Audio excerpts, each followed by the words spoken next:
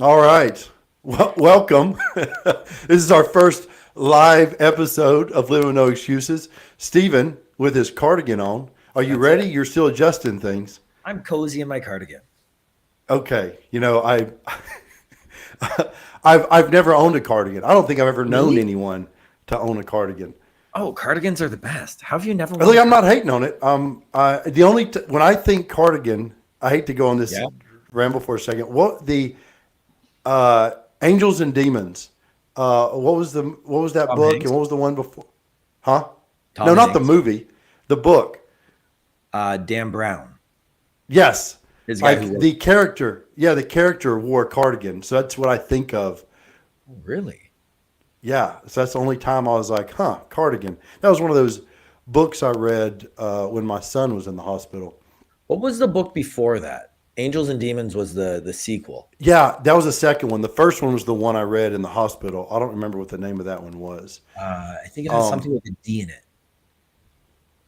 Dan Brown books. I'm looking it up. all right. So The Da Vinci yeah, this Code. is That's the D. the Da Vinci Code. Yes, that was such a good book. The movie was horrible. I mean, the movie I like, but the book was amazing. The movie wasn't nearly It as good, really but the movie never is as good. no, because you can't fill in what they're going through their head like you can in a book. My mom is a big reader, and she'd always talk about how the book was better than the movie, and I always thought that's ridiculous. It's so much easier to watch a movie than read a book. And then I started reading and realized, okay, like I read a book in Iraq in 2003 called The Yeah. Naked Empire. And it was the first time I ever read like one of those thick like 800-page books. And I made fun of a guy for reading it. When he finished it, he gave it to me. He said, "Let me, give it to me when you're done." And I read it, and I've always said if they made that a movie, I would never watch it because it was what I saw in my head. They could never create and make good enough. Okay, so it's crazy you say this, and this is going to be, anyways, I'm just going to tell a story, and maybe we edit it out. Maybe people love it. Who knows? We But can't edit out. We're live. oh, okay. Well, I We watched. already got people. We got people commenting. Oh, We got really? Keith. Yeah, Robbie. We got people watching us right now. I wish I could see what Keith and Robbie are saying. Thanks for being in here, Yes, boys. they said, "What's up? Hey guys, thank you so much for Yeah, tuning in our to first live. Living with No Excuses." Yes, I'm excited about this. Can I share Wait, why where I'm are Keith and excited Robbie about a from? podcast? Yeah, well, yeah, y'all. Where y'all from? Well, while they're typing, I want to share why I'm excited about doing a podcast because I was sharing with Chuck, our producer, before we went live, that as a kid, I always wanted to do radio. Like I wanted to be a radio DJ. And Robbie's in Birmingham. Yes, Nice. awesome. Yes, local guy. I and then Robbie would know there used to be a station here in Birmingham called Rock 99. And I went on a morning radio show, Mojo in the Morning. I was there for a nonprofit. And afterwards, Mojo was like, "You did really good. Do you want to come on again?" And I started for like 6 months. I was up every morning and there at 3 in the morning, prepping, getting ready. And then we were on the air. And I loved it. All right, How'd you? let's see. Hold on. Okay, we got Steve. I know Steven. He says, "When's the dancing gonna start?" Okay. Already talking about Dance with the Stars, Hueytown, Alabama. Love it. Hueytown. That is, I used Where's to run Keith? around Hueytown. Hueytown is west of Birmingham. I grew up in a town called Midfield, and right across the railroad tracks was Hueytown. Uh, I got an ex-wife from there, Okay. but Okay. I'm not hating on Hueytown. That's not their fault. I actually loved going to Hueytown. I love it. Okay. So Thanks for tuning in, Steve, Jeff. All right. Keith, and Robbie. Those are the three names, right? So far, or a couple of the people who are online. Oh, we got What? Jeff, Steven, Keith, Robbie. Like they're just popping up. Amazing. Okay, so Noah and I have been brainstorming recently, and we're trying to really narrow in on like what people would find valuable.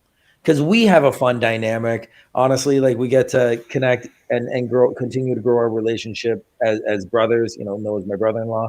Um, but when we think of adding value to other people, empowering other people to live with no excuses, no excuse not to take care of yourself and take care of others, what what do you guys want to like, what do you want to learn about? You want us to just like kind of like what Noah would do on the radio show, have fun in the morning? No, you got something to say, go. Well, yeah. Well, so I mean, well, that's one of the things we were talking about was like me talking about how I always wanted to do radio. I was telling Steven the other day that I want it to be like a radio show, like you would listen to in the morning or your commute to work, your commute home, whatever. I want something entertaining and enjoyable, but also we want to hear what people want to hear. We got Stevens in west side of Birmingham. We got Keith's in Alabaster. I love all these local people. Love it. That's amazing. So yeah, we want to know what y'all would be interested in because we want a podcast that we want to grow a community. We want to have a community that wants to listen, wants to engage. I'm excited about doing. We have a couple we've recorded. We've got two that are up on the YouTube channel. We have two more that are being edited. But I don't know about you, Stephen. I'm excited about doing this live thing and Yeah, this is talking to fun. people. Yeah, like I want this to be our thing. Have any of the guys that are or gals, any of the people who have come to watch the live so far, have you guys listened or watched the other episodes? Yeah, that's a good question. Have any of y'all watched our YouTube channels? And do y'all know anybody that wears cardigans? That's the question I really have. No, why are you hating on the cardigan? The cardigan's No, I'm great. not. I'm What's great curious. about a cardigan is cardigans got buttons up the front, so like if you're hot, you can cool off quickly. If you're cold, also I'd like to highlight for anybody who's just listening to this, I think this is a damn sexy cardigan, and I get a lot of compliments on it. Okay, Well, so it welcome. does look good. Keith said that he hasn't missed one yet. He's been watching it. Jeff, this is his first. That's awesome. I've seen Noah's posts, been following him for a while, just trying to show support for a hero. Oh, thank you, Jeff. Oh, I love it. You know what, Jeff? These are a lot of local people, and I'll tell you what, Stephen. Like, yeah, like Dance with the Stars is a national show, but the support that I've gotten locally from Birmingham, Shelby County, different places around where I live has been amazing. I was just telling Chuck, our producer, we know each other from the YMCA. And when they announced the cover of Men's Health, when I was on Dance with the Stars, all the TVs in the gym were playing when I was on, and everyone was watching it. Really? Like, yeah, when everybody told me that, it was awesome. I was like, man, like it made me feel good. Like it's the support I get. Like even when I go to the grocery store and people around me are like, "Hey, Noah," like I love it. I love being that guy. I know you do. I've seen it in action. It's a beautiful thing. But you also make other people feel special, right? And you take a moment to actually listen to what's going on in people's lives, and I applaud you for that because so many people just think about what's good for me and what's good for me right now. So when it comes to community, that's really what we want, right? We want to build a Yeah. community and just empower people to live better lives, whether they be kids, adults, parents, what have you. Chuck said he was the one turning the TVs on. That'll Stephen, go. that is in west side of Birmingham, he asked, yes, the Stephen on the screen. Yes, you're in Canada. Where in Canada are you? I'm in Toronto right now. I think Stephen dated a girl up in Canada. Oh, really? Yes. I mean, I've dated. So Stephen, I'm sure you have, the one that's on the screen, Finding Stephen. Stephen, I met a long time ago. And he's back on it. But a long time ago, he started this account, Who Ate My Blog. Stephen has lost a lot of weight. He's gone through a lot of ups and downs, but he's somebody that's living that real life of the struggles of. I hope you don't mind me saying it like that, Stephen, but the struggles of what it's like to be a big guy and then trying to lose that weight, and then also struggling with a lot of things in life. So I love that Stephen's been a big supporter of mine, and I support him. So I love that you're on here. Jeff said something about how he loves Canadians. You can't, Stephen on the screen can't see it. I can. So, Canada loves you too, Jeff. Canada loves you too. Also, other Steven, is other Steven's name spelled with a V or a PH? This is a critical question. PH. That a boy. That a boy. The only So way do y'all have beef with people that have a V in their name? Is that a thing? it's just an ongoing joke. Like one of Yeah, my friends, he's Steven with a V, known him since kindergarten. And I will like often when I text, I'll just remove any word like have or love. I'll just like loaf ya, like LOPHE. Okay, it took me a second to figure out Yeah. where you're going with that. I'll just mess around with words and put a PH. It's a lot of fun. Yeah, Steven says people always spell y'all's names wrong. I guess, do y'all get a lot of people that try to throw that V Less in there? so in Canada because of the French influence. Ah, But we people is do that ask. French? Like if I'm somewhere and oh, what's your name for the order or whatnot? It'll be, is that Stephen with a V or a PH? Common question. That's okay. Okay. I've never thought now. Well, I've gotten to where, like, if I'm out because, like, I have a sister named Catherine, I have a sister named Sarah.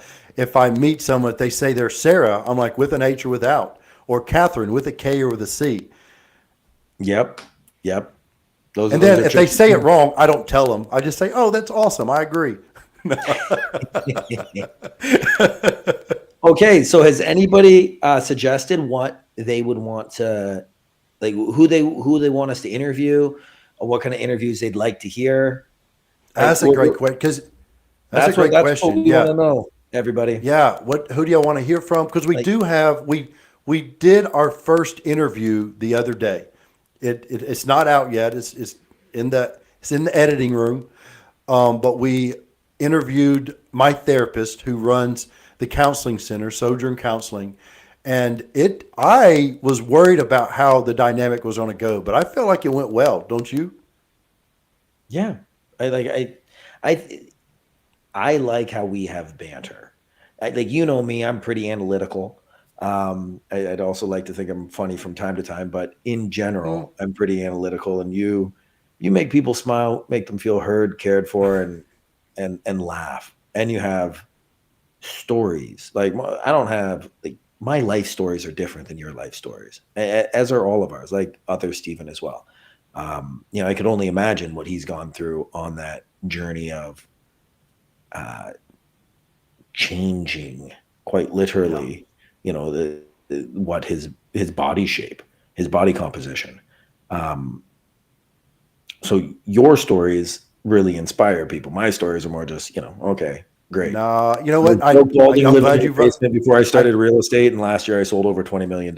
So, No, you're a like, rock star. You're a rock star, man. been You there. got yours. I love. Well, I brought you on because one, I love talking to you, but two, you're very intelligent. You're very well spoken. You like to plan, and it's impressive. I am not a planner. I wish I was. Yeah, except for this episode. This episode, it's completely off the cuff, everybody. We want to hear what you have to say.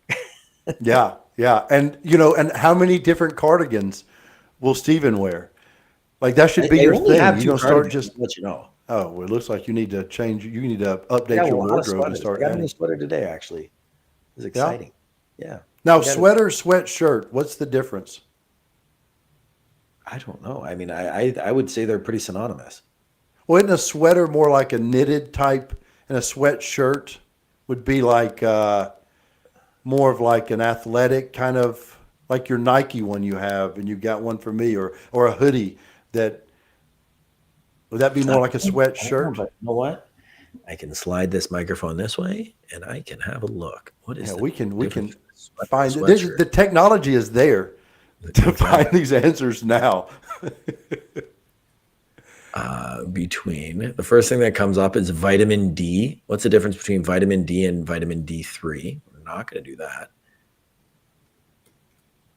So while you're looking it up, in Google when you type in and it starts showing what other people are searching. For a Hmm. long time, when you typed in Noah Galloway, the second thing would pop up would be wife or girlfriend.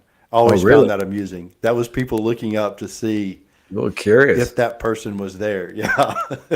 curious, curious who's in the life of Noah Galloway, especially when you propose on national television, big guy. Yeah. Okay. So here we go. The AI overview. A sweater is It typically says, Jeff made said it's from. searching stuff you said yesterday. Well, yeah. Now it's listening to us. So it knows what you've been thinking about. It absolutely is listening. Anybody who tells you differently. Oh, wait A, a minute. So Stephen has a question for you, Stephen. Do you wear a toboggan or a toque? a Is toque. it T? So a Toque. toboggan. A toboggan is a sled. First Yeah, off, right? down here, a toboggan you put on your head. Oh, That's a really? No. beanie. See, Yeah. we would call I either call them beanies or toques because we actually lived in Florida. When I was 12, I moved down to Florida. Lived in Central Florida for a decade. I went to university there, high school, middle school. But up here, yeah, you're absolutely correct. We call them toques or beanies. Okay. Yeah. No, toboggan was what I always heard. It wasn't until I started experiencing outside of Alabama that I was aware that toboggan was a sled. Yeah, It's not a toboggan. big thing down here. Not a lot of sleds in Alabama. Not a lot of hills in Alabama. No, no, no. Actually, Rolling so hills. the Appalachian Oh, ends here in Birmingham. In fact, so it's not really? called the Is that where Mercedes. the Appalachian Trail starts? No, I don't think so. I mean, I guess it could. I don't know. I wasn't Yeah. expecting that question, but Can we pause this I for a know second that. before you talk about Appalachia, which is beautiful? I've always wanted to hike the Appalachian Trail. That would be a funny podcast. Noah and Steven hiking the Appalachian Trail. Find us some sponsors. I'll do it. Okay. A sweater is typically made from knit fabric with a wider range of materials like wool or cashmere, often offering a more formal style, while a sweatshirt, like you talked about earlier in the Nike sweater I got us, is usually made from a thicker fleece-like cotton and is considered more casual attire. Look at that. Now, who's the smart one now? Okay, Yeah. I love I it. never said I Oh, was you a know smart. what? Okay, to be clear. Jeff said that he believes it's Anniston. So is Anniston is what you're saying, Jeff? That's where the Appalachian Trail would start in Anniston. I know that there's in Anniston is I think where there used to be a train tracks that ran to Atlanta and they paved them over and now people cycle and run it. Correct Okay, me if here's I'm what I wrong got. on that one, Jeff. The Appalachian Trail starts at Springer Mountain in Georgia. I don't know if Anniston's in Georgia, and ends No. at Mount Cheehaw? Katahdin. No, Katahdin in Maine. Oh, Maine. Okay, it's not a. You know what? I've always told people that it comes into Birmingham. Maybe it doesn't. Look, all I know is there's a marathon that for years was run in Birmingham, and it's a lot of hills. I did a 10K one time in downtown Birmingham, and the hills were brutal. Okay, I mean, I want to go golfing in Alabama. I feel like there's got to be some good. No, golf. there's some great Knowing golf courses down here. that the Appalachian Trail is the longest hiking trail in the world. All right, we got here's a question. The longest trail in the world, is that what you said? Yeah. Okay. Robbie asked, "When's your next mud run?" Oh, well, you know what? That's a good question. Stephen, have you ever done a mud run? Once Amanda and I did I don't believe it was called a Tough Mudder, but do you remember when you were up and we were at the farm and I was wearing that red shirt that had Spartan. yeah, well, it had like the Nordic or the Viking. It had like a Viking Oh, a symbol. Warrior Dash. Warrior Dash. That's what we did. Yes, that's a 5K, super fun. Yes, and you get the little Yeah. hat with the horns. It's a little more my speed. Yeah. That's a cardigan type race. Functional fitness. I'm playing the game, everybody, of how can I be the healthiest 100-year-old? And I'm not afraid to say it. I'm not ashamed to say I'm proud of it. I'll go as far to say I'm proud of it. I get to wear my cardigan because it's practical. I can undo it if I'm cold. I don't have to pull it over the head. Or I can undo it if I'm hot, rather. Yeah, Jeff chimed in and said it's called snow or ice in Canada. It wouldn't be a mud run. It'd be a snow run or an ice run. Yeah. Well, the question going back to, like, I did a lot. I did Warrior Dash. I did, there's one here in Alabama, Barbarian Challenge. There's a whole bunch of them in this What was area. that And then Tough 58-hour Mudders. one that you were talking about in the last episode that we haven't released yet? One Oh, that we recorded. the Spartan Death Race. So the Yeah. Spartans have different levels, and their top level is the Death Race. Yeah, I did it. So when are you doing the next one? Well, I'm not doing another death race, but I would. You know what? I've said that I wouldn't mind getting back into, at least locally, here in the Southeast, doing some more little mud runs. I say little. There's some brutal ones, like the Barbarian Challenge. I've seen it, that I don't know if they took a break or if they didn't or they did. I know it's been popping up on my feed on social media, but when I did it, they had a climb that was up this steep incline that was just insane. In fact, as I was creeping up it, there was a medic following me. It was almost like a vulture just watching me as I was like wondering if I was going to get to the top. It was so brutal. And the weekend before, I did a Tough Mudder in Florida, and a guy after the race was like, "Hey, I saw you at the Tough Mudder. Was this harder than the Tough Mudder was longer? It was like 10 miles." And I don't know what the distance was with the Barbarian Challenge, but the Barbarian Challenge, because of the terrain compared to Florida, was just, it made it really tough. So I would probably do another one. I'm not rushing into it because right now I'm trying to heal my body. Like I put my body through the ringer at that time before I made Dancing with the Stars. Like there was this time for after my injury, getting back in shape, that I was doing race after race after race. How frequently were you doing those races?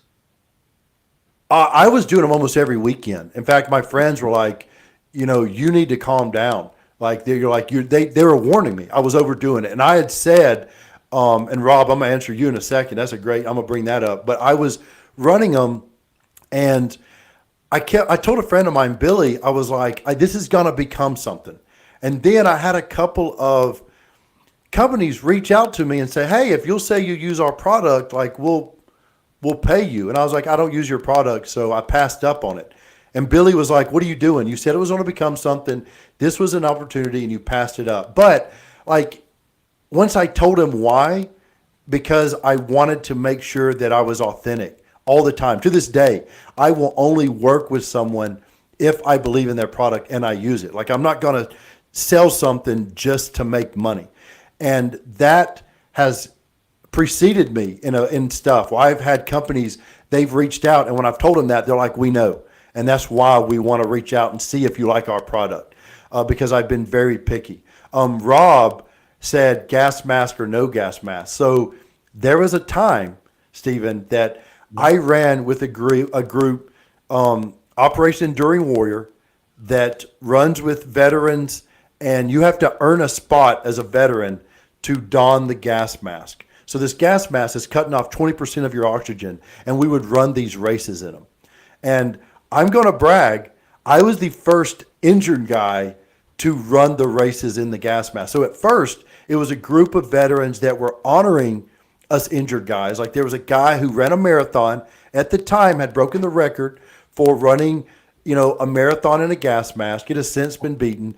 But in an interview, they asked him why he did it. Why make yourself so uncomfortable? He says, "I can be uncomfortable for a marathon. These men and women are going to be uncomfortable for the rest of their lives." So they were raising awareness.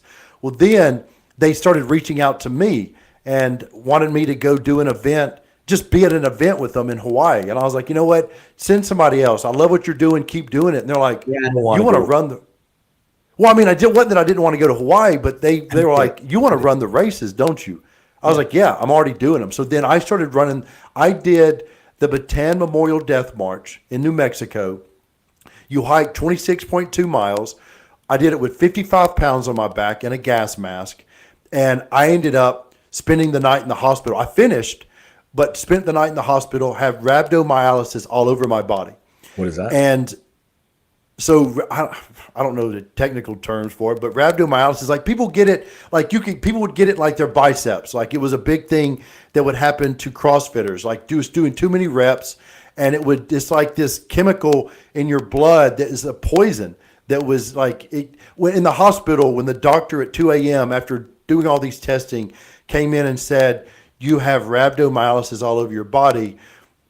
I smiled and was like, "Oh, good. Well, I finished." She's like, "This isn't funny. You could have died." But it was like it was a big moment for me because it was like, "Hey, but I finished." Because I felt it coming on pretty early and just kept walking until I thought I was going to I thought I'd black out eventually, but I ended up finishing.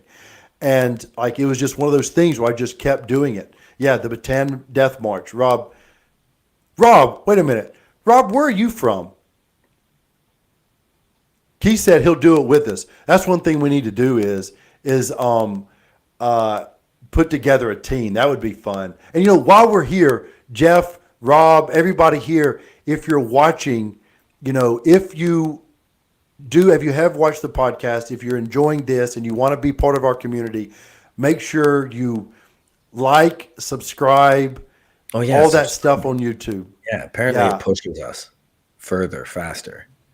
Yes, it'll help us keep this going because I want this to be a thing. Oh, sorry, no. Yeah, some of this stuff is crazy. I'm looking for the fastest gas mask marathon. It seems like it's like there's a Jessica Garneau holds the Guinness World Record for the fastest marathon in a gas mask with a time of 4 hours, 41 minutes, and 45 seconds. But Yeah, then that's crazy. I wasn't breaking no records. But I then knew it there's was like you, all this Rob. other I crazy knew it stuff. was It's you. like fastest marathon dressed as a toilet, fastest marathon dressed as an insect, fastest marathon in a 6-person costume, fastest marathon dressed as a brain.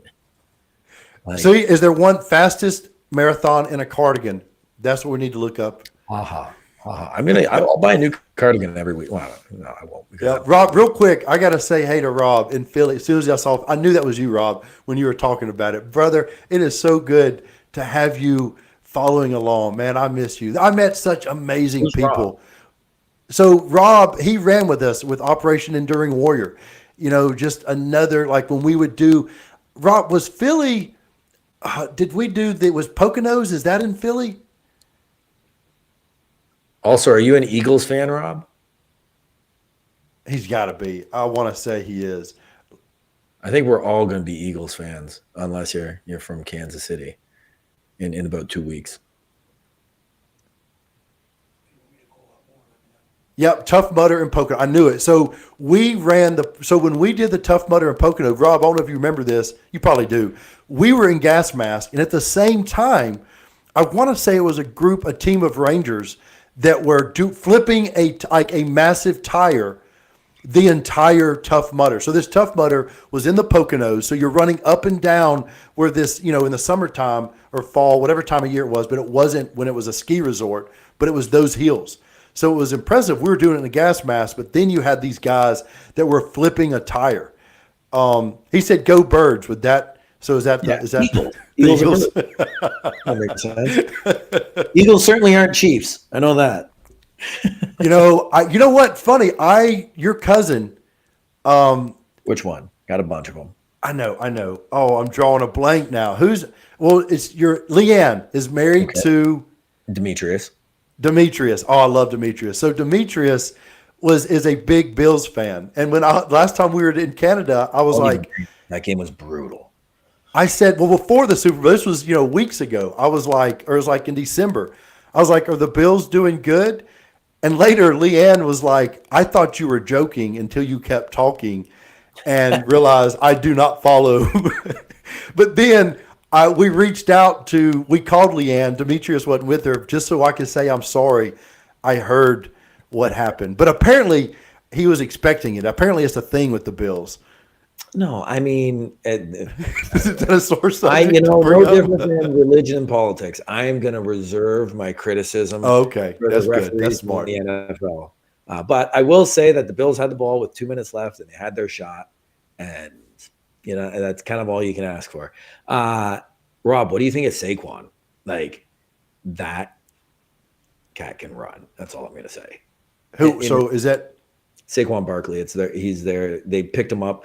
So there were two big trades in the NFL this year when it came to running backs. Derrick Henry went to the Baltimore Ravens, who the Bills beat out in the divisional champ, and then the Birds, the Eagles, picked up Saquon Barkley, and Both guys got paid, and Saquon has had an incredible year, like absolutely insane. So the Phillies, did they do good this year? Eagles. The Phillies are the baseball team. Oh, that's what I meant. So the Whatever. Super Bowl is February the 9th, and it's going to be the Eagles and the Chiefs. Oh, I thought. See, I'm embarrassed to even say this out loud. I thought the Super Bowl just happened. So the Chiefs didn't win the Super Bowl. No, That was their playoffs. They're going for their three-peat in New Orleans on February the 9th. Okay. Well, you see But how the much Eagles football are I going keep to up win. with. I'm just going to put that out to the universe. You know, Amanda would say, you got to put it out to the universe, Stephen. Rob Eagles said best pickup we've ever had. Oh, yeah, Saquon. Oh, my God. Guy, like, that, especially when the Eagles win. Like, you guys, you should put his statue right by Stallone. Oh, I've been to that. When I was there with Rob and Kovo and everybody else, we went to that Stallone statue, went up those stairs and all that. Alex asked, "Who is a dream guest on the podcast?" All right, Stephen, you start. Who, if you could pick anybody Dead or alive? to interview? Dead or alive, Alex? Or do I get both? That's a good question. Steven said he'd like to see Mark Wahlberg on the podcast. I don't know if we'll ever get him, but I'll tell you what. I've spent behind the scenes in F-45. not You know anymore. Let's not bring that up. He's moved on. Didn't know that. No, let's not talk about that. Yeah. Well, so Alex said both, dead or alive. But I'm going to chime in on this Mark Wahlberg real quick. I've worked with him several times. He is a good person to just be around. Yeah. Like he's just so. It feels weird to say it like this. Yes, he's natural. He's a regular person like any of us, but he doesn't come off like he's better than anyone else. Yeah, apparently he's a genuine guy. All right, Also, so the question: a big fan of cold plunges, like your boy over here up in Canada. Okay, Alex, dead. First person that comes to mind is Leonardo da Vinci. Alive.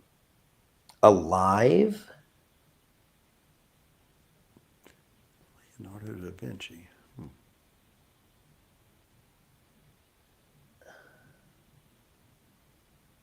Alive. Well, you're putting too much thought into it. Probably Warren Buffett. Not just not even from his. I just think I like how he thinks about the world. Another person who was on there was Noah Yuval Harari. He wrote *Sapiens* and *Homo Deus*. Yes. Okay. Yes. First century, but as informative as that would be, he'd be a cool interview, and he brings up a lot of relevant thoughts, and I think he addresses global issues with a fair amount of objectivity. Okay, that's good. How about you? Know? And hey, All Alex, right. I want to know who would you pick as well? Yeah, Dead and alive. yeah. Because let's see, we'll try to get him. Need to get Tom Bergeron. That, you know what? Tom Bergeron it would be amazing. He is so funny. Like, I love being around. He is just. Oh my God, he is so funny. We have to work that. I got to figure out how to make that happen. I don't know if I have that ability. Host, but by the way, I didn't ask that question. No, he was. He's not now. I don't. But Yeah, he was for a long time. For me, alive, I would love to have. And I'm horrible with names. Okay, do you know? We have to backtrack. Okay, do you know the Three Amigos movie? Me? Chevy Chase. Okay. Okay, here's another show. What's the show that they have a podcast? Something about it's like murders in the building. Okay, Alex would know the answer. Okay, here's another movie. Okay, because I'm going to start with this person. Okay, John Candy would be my person who is deceased. Oh, really? Why? Oh, I just think he would be Martin Short. Martin Short. I would love to have Martin Short on here. That Martin Short. Wait a minute. I believe he's Canadian, isn't he? I don't know. I think he Steve is. Martin. Steve Martin would be another Martin, good one. Martin That's I was Short, trying to Martin, I they was had trying to that think of program, Steve Martin right? and Martin Short's names. I think they are hilarious. Okay, so Alex said he is. He is Canadian. Yes, that's what she's Yeah, he talking was about. born in Yep. Hamilton, Oh, and Ontario. Rob said Martin Short. Yep. Yeah, he was born in Who is Hamilton, Steve Ontario. Main? Oh, never mind. That was a typo. Alex said Steve Main. It was Steve Martin. And wait a minute, who's credited for inventing the cardigan? Wait a minute. Keith said Morgan Freeman. All right. So if you ever, I'd like to Stephen, highlight. Does everybody like this cardigan? By the way, I'll even stand up and give you the whole. we're definitely talking about it. You know what? I like it. Not everybody can pull it off. I don't think I could. This cardigan's fire. Come on. Morgan Freeman would be awesome. Good one, Keith. And here's what's awesome about at the Birmingham airport, they have a guy that is doing the announcements or whatever, and people think it's Morgan Freeman. He's a voiceover guy that sounds just like Morgan Freeman. Like he's not trying to impersonate Morgan Freeman. It's just how he sounds. Stephen said that you need a cardigan shop online. You need your own. You know what? Hopefully, look, if this community builds, I'm telling you, you need to start buying more cardigans and it be your thing. I got to tell you, cardigans and white T-shirts could be my thing. White, all I wear, everybody, in case you're curious, I pretty much live in the summer in white T-shirts and jeans. I like to say when it comes to my real estate, I just work off of referral now, but it's sneakers and spreadsheets.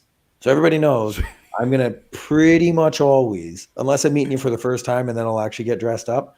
But if it's just an everyday thing, I'm going to be in a nice pair. I'm going to be well appointed in sneakers, and the spreadsheets are going to be very, very useful when it comes to. I have a lot of V-neck white T-shirts. My closet is full of them. Yeah. I went with the crew tops this year, the crew necks. Oh, this year, is this a change? Is this a 2025 thing? Actually, I was wearing V-necks, and then my younger friends were like, Steven, you got to stop wearing V-necks. V-necks are out. They make you look old. Like, you know what I think of when Adam John. The youth of 30. Wait a minute. V-necks are out? Okay. That didn't register for a second in my brain. I didn't know that. But you ever wore a turtleneck? Yeah, I did wear a turtleneck today because I didn't want to wear, I had a 3-hour client lunch today but I don't want to take off a sweater if I'm getting hot. So, sweaters, I typically have a shirt on underneath.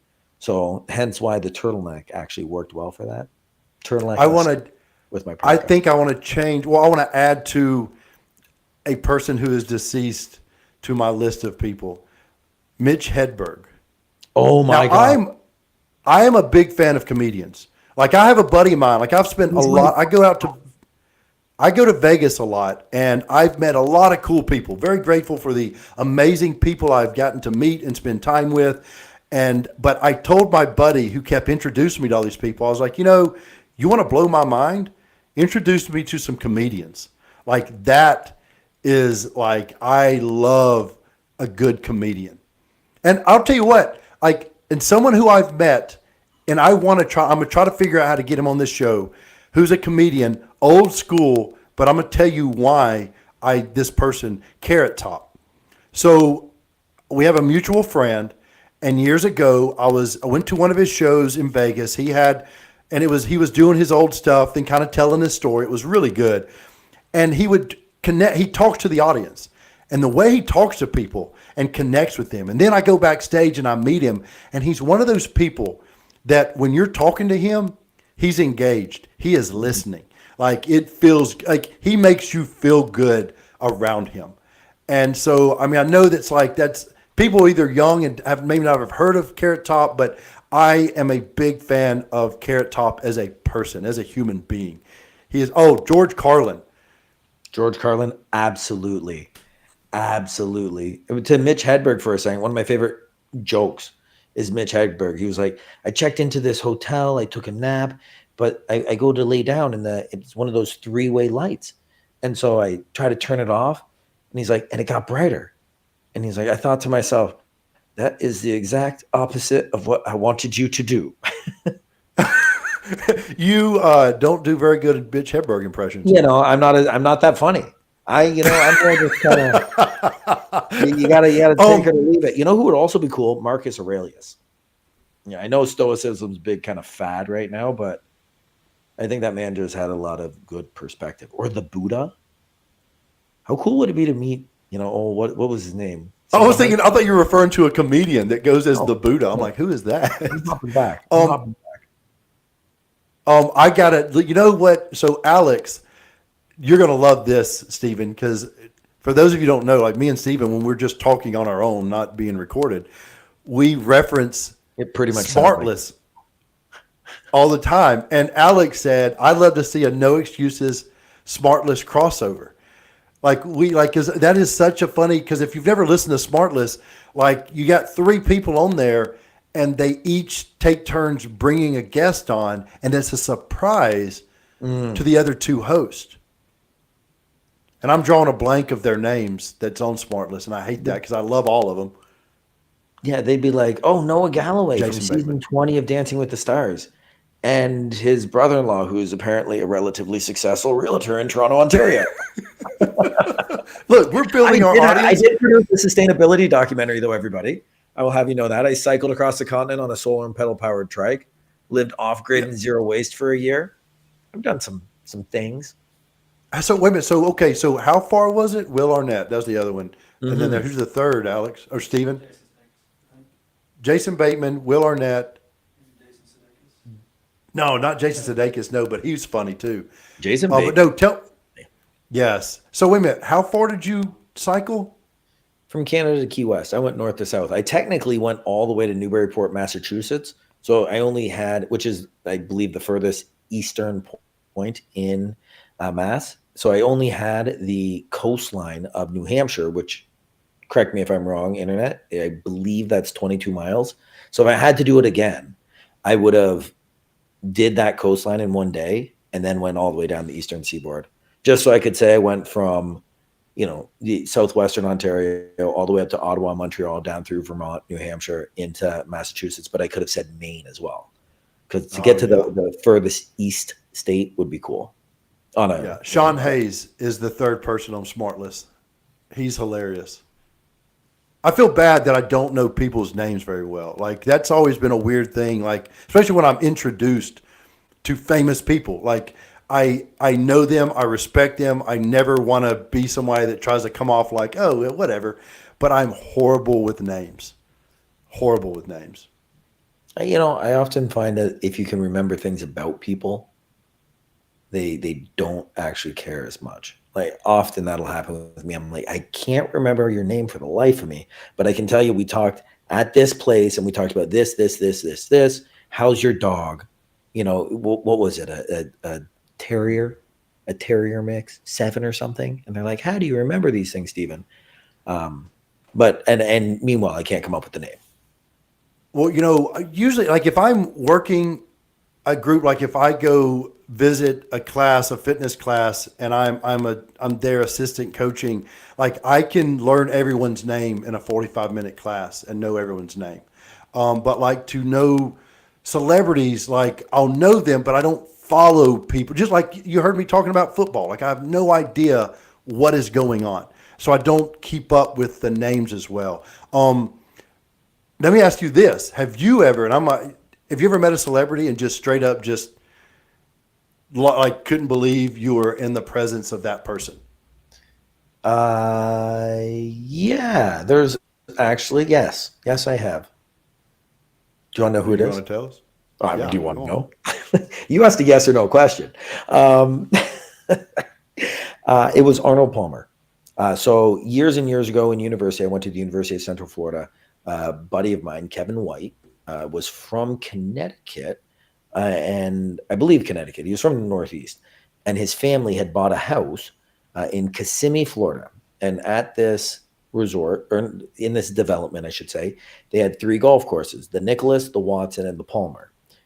The th- Tom Watson, Arnold Palmer, and Jack Nicklaus designed each course.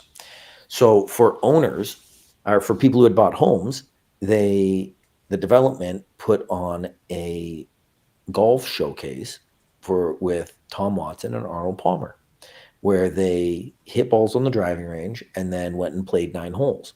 Well, only like 100 people were there, and I was lucky enough to be one of them because I went with my buddy Kev. And for those of you who don't know, which is pretty much all of you, I'm assuming, unless some of my friends have tuned in here. As a junior golfer, I played a lot. I basically just worked on the farm and then would go play 9 holes at night. I was 1 stroke away from making Canadian nationals as a junior. Like, I'm a pretty capable golfer. So somebody was asking a question to Arnold Palmer, like, Arnie, what was your first golf tournament, or what was your first victory?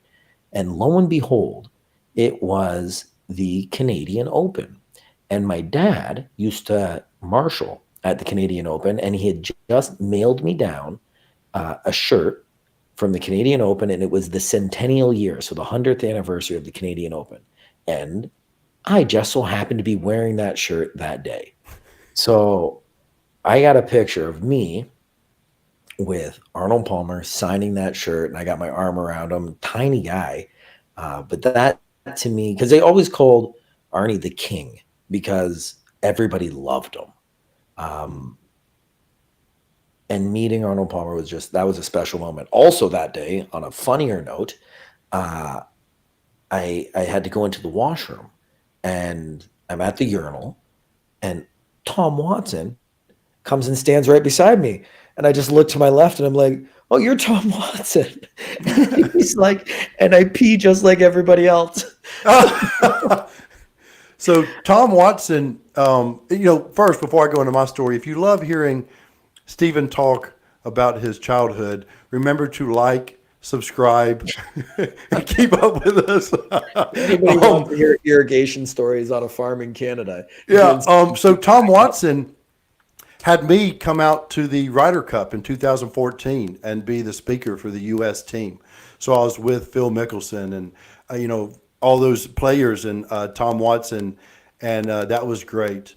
And I was standing next to Michael Jordan as Bubba Watson was teeing off one day. Like, it was really cool. Like, right next, like, did you shake MJ's hand? MJ would be cool to me because, like, I'll tell you what. I was told by a couple of the players that I was one of the best speakers they ever had, and they were like, "And we've had Michael Jordan, and you were better." Well, the next day, I'm standing there. I'm gonna send him that. And I look MJ. I look over and look up, and it's Michael Jordan. And I was like, I probably shouldn't say it. So I walked away because I was afraid I was going to be like, heard I was a better speaker than you. Like, they may have just been making me feel good. But I was afraid I was going to say it, so I walked away and didn't say anything. MJ apparently is super competitive. I don't know if you've watched, like, that. He comes to Birmingham a lot. Like, he played for the Birmingham Barons, and he has a motorcycle team that races at Barber's Motor Speedway. Interesting. So apparently, Michael Jordan, or not apparently, one of the reasons I respect Michael Jordan so much is that when he came up, like, he had to earn everything that he made. He revolutionized contracts, right, with the endorsement with Nike. Oh, yes. And how he got a piece. Like, I think MJ makes like $500 million a year or something just in royalties. I'm going to look it up. It's like, it is an astonishingly large number. Whereas, current players, don't get me wrong, you still have to have talent and you have to work and foster that talent. But they're getting paid right out of university. Actually, they're getting paid even in university now, right? So I got a lot of respect for MJ. Apparently, his golf course as well, the Grove. Have you heard about this course? No, I don't know. So it's called the Grove, and apparently he has it. So first off, if you get invited to play, because you have to get invited to play, they say, what type of golf ball do you play?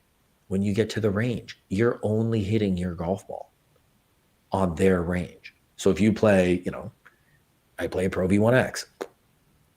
all I would have is Pro V1Xs. Oh, If you that's play cool.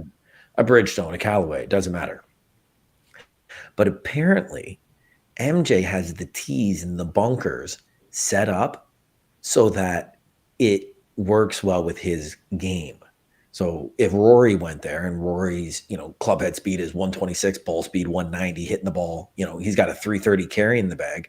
Well, he's going to be aiming, like his landing zone is going to be 7 yards. So it's like next to impossible to hit from 340 yards. Whereas, or the alternative shot is where MJ's ball would land. So then everybody's got the same shot in.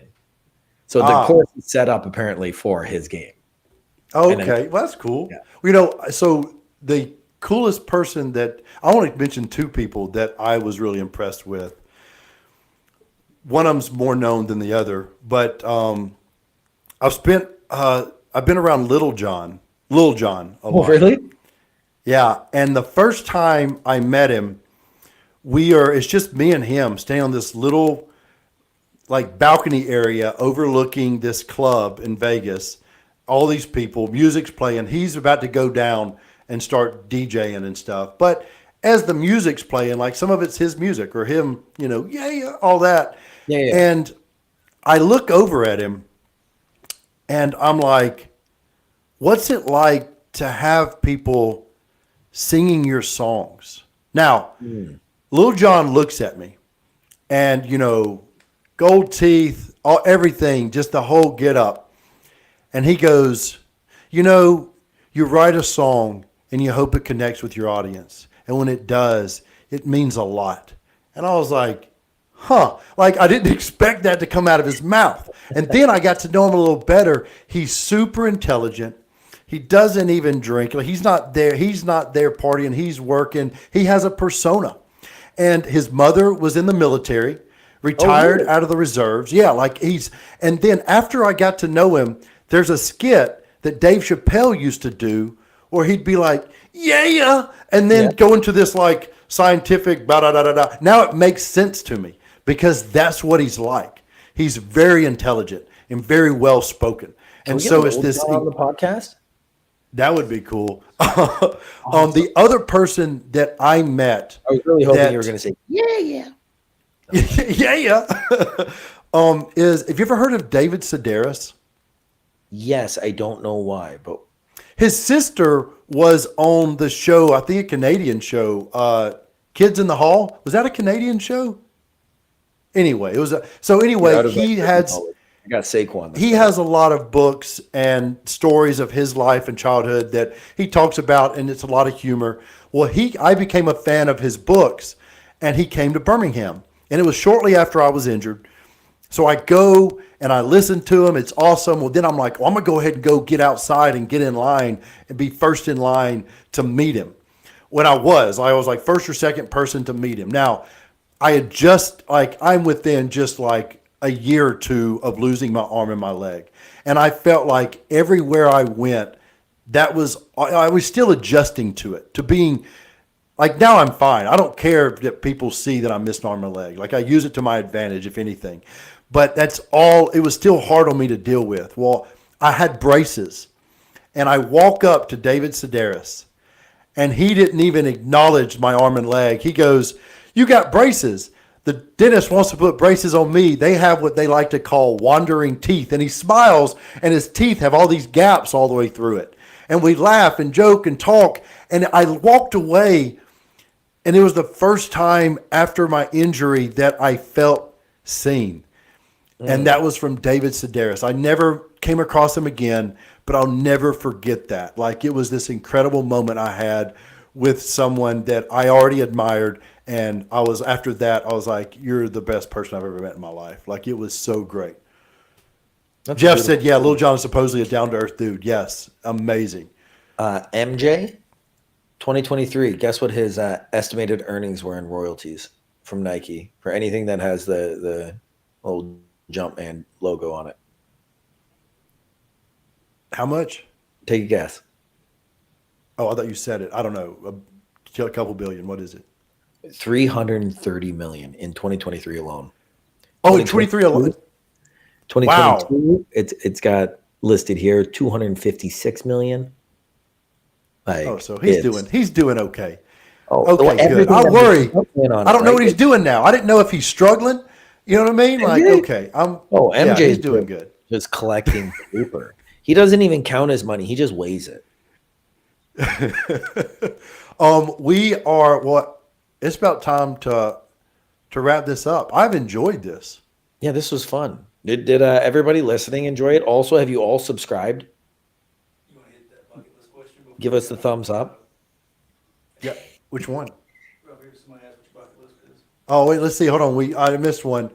What's your bucket list? Okay. I would love to hike and camp peak to peak of the Grand Canyon. What is your That is bucket one of list? my life things, my life goals. If I ever get married for my bachelor party, that is one of the things I'm absolutely doing. Because one of the only ways Okay, you can Grand camp Canyon. in the Grand Canyon, in the base of the canyon, is to do the rim to rim hike. Oh, wait a minute. Before I go, so Jeff said that Michael Jordan has a NASCAR team. I think he's talking about Jordan or David Sedaris. Were you talking about? Probably. Yes. Steven said the show went by fast. I agree. Like Chuck, the producer, had to point out the time because I could just keep on rambling. Now, my bucket In case y'all list. didn't know, Noah can talk. Yeah. My bucket list, I don't know. I want to say, like, I always thought like something like Everest would be amazing, but I'm gonna be brutally honest. Like this, I have tried to summit two different mountains and haven't summited them yet. Altitude has kicked my butt. Both the first time, the 10 days hiking through the jungles of Papua New Guinea, just getting to Cartson's Pyramid, kicked my butt. I did that post injury, one leg, one arm. I thought I was going to be the first amputee to summit that mountain. Once we hit base camp and then started moving up that mountain, I was moving so slow and I was so drained that the guide was like, a storm started rolling in. He's like, we got to turn around. So we didn't, and we ended up. What's the story for another day? We snuck into what's the movie with who's the guy? All right, all right, all right. Matthew McConaughey. He did a movie, I think it was called Gold or something, that's about a gold mine there. I've snuck in the back of it. Whole crazy story. That's another day. But I also did tried to do Kilimanjaro with a great set, a great organization, Sheepdog Impact Assistance. A group of us went out there, and Were you there when you did What? Kilimanjaro with a guy who's got no legs? yeah. So there's a guy. He ended up like it was like brutal on him. Like we were out late of the night. He's doing it just on his hands. Big guy, Remember, just because a Amanda was beast. in Canada at that time, Yes. and you flew to Canada after, right? Yep, I came from. Yeah. I spent a couple days in Tanzania at the orphanage afterwards, and then flew in. But I got real close to the summit. Now, I started the effects of the altitude was hitting me before we even got to base camp. Like I was struggling. It was just beating me. I was. It was bad. But then you leave in the middle of the night and you summit as the sun's coming up. And there's in what's the language called in Tanzania? Why am I drawing a Swahili. blank? Swahili. Poli poli means slowly, slowly. I don't look. I ain't got no common sense. I am moving on one leg. I got two, Tanzanian guides with me as I'm moving. And at one point we stop. I'm like dizzy. I throw up. Then I'm like, okay, let's go. Well, then we're going again, and I wake up to them dragging me down. And then I'm like, whoa, whoa, whoa, whoa. And then I kind of come to. I sit there for a minute. I'm like, okay, I'm ready to keep going up. They're like, no, you can't. And then we start going down, and we were moving so quickly at my mistake that it took us a while to get to the group I was supposed to be moving slow with. And as we passed them, like the emotion hit me, the failure. When I got to base camp, I got in my tent and was so emotional. Like I felt like such a failure. But then later I looked at it like it was 7 days on that mountain, and it was trying to beat me, and it took knocking me out. That's where I had to remind myself, you know what? I didn't summit, but I didn't quit. I don't know if that's good or bad, but I reminded myself, you know what? I just kept going and going, and I blacked out before I reached the summit. So I don't even want to say that I have a bucket list of doing Everest, because I've still got these other mountains that I want to conquer before I die. At least Kilimanjaro, because I want to go back and challenge that mountain again. So you know what? Forget Everest. I want to do Kilimanjaro. Okay, It took well, me that long way around. I got there. I think that's a beautiful way to end it. Whatever it is, everybody, be resilient and challenge Like and yourself. share. Hey, if you like it, like it. Follow, everything. Subscribe. Be part of our community, and comment on our other stuff on YouTube, on everything. Let's do it on Spotify, whatever. We want to build something. We want to. We want all of you to be part of it. And thanks for being with us tonight. Hey, yeah, and if y'all want to share what you're up to this year, like for January, I said I was going to do a cold plunge every day. I have Noah's going on hikes with my sister Amanda to carve out some time, for them and their relationship. We'd love to hear what you're going to do in January, and moreover, what you want to do in February. Another question I've asked myself a lot lately, and some friends and clients and colleagues, is when you look back at 2025 in December, what's one thing you'll be grateful to have accomplished? We'd love to hear what those answers are from you, and let's all keep each other accountable, and move our lives forward and make the world a little bit better place by becoming better people, better versions of ourselves. And as Noah always says, living with no excuses. So smash that like button and subscribe. Okay, I don't really like saying that stuff because I find it cheesy, but apparently it's important. So smash it. Do it. All right. Later.